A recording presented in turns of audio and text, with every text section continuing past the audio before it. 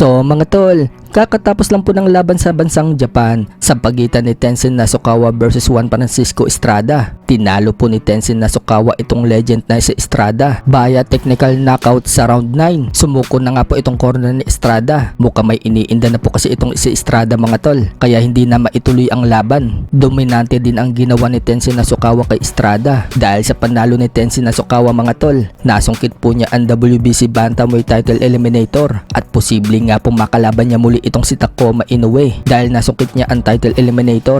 Umabante na po ang record ni Tenzin Nasukawa sa 8 wins and 1 loss, habang bumagsak na po ang record ni Juan Francisco Estrada sa 45 wins and 5 losses. Samantala, may Pinoy nga din pong napalaban sa card na yan. Yan po ay si Crisalde Beltran. Hindi po pinalad si Beltran mga tol. Tinalo po siya ni Keta Kubotera via technical knockout sa round 5. Maganda naman po ang pinakita ng Pinoy sa umpisa. Nakakatama pa nga po ito ng mga solidong suntok. Subalit pagpasok po ng round 4, nagagamit na ng hapon ng kanyang distansya. Nasasapul nga po ng jab ang Pinoy at madalas na itong tamaan. Hanggang pagpasok po ng round 5 mga tol, bigla na lang bumagsak ang Pinoy. Nabilangan po si Beltran. Nakabangon pa naman ito, pero hininto na po agad ng referee yung laban. Dahil dyan, panalo po ang hapon na si Keta Kubotera via 5th round technical knockout. Umabante na po ang record ng hapon sa 3-0, habang yan na po ang pangalawang talo ng Pinoy. Sa kabilang dako naman mga tol, napalaban din po dyan ang dapat na makakalaban ni Kenneth Luber na si Japanese Katsuma Akitsugi sa IBF title eliminator.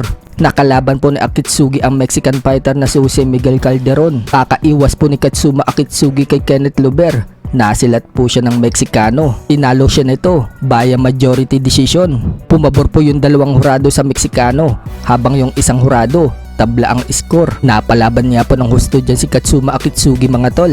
Nakipagpalitan talaga ng suntok sa kanya itong Meksikano. Dahil dyan mga tol, umabante na po ang record ni Jose Miguel Calderon sa 15 wins and 3 losses. Habang nakalasap na po ng kauna-unahang talo si Katsuma Akitsugi, bumagsak na po ang record na ito sa 14 wins and 1 loss. Iniwas po ng promoter itong si Katsuma Akitsugi kay Kenneth Luber at yun, nasilat siya ng Meksikano. Sa kabilang banda naman mga tol, namit po ni Manny Pacquiao sa NBA Games ang mga star na sina Karl Anthony Towns at Jordan Clarkson. Nakipag-feature pa nga po kay Pacquiao itong si Clarkson, habang namit naman po ni Manny Pacquiao itong si Karl Anthony sa locker room. Nakipagkwentuhan pa po dyan si Manny Pacquiao.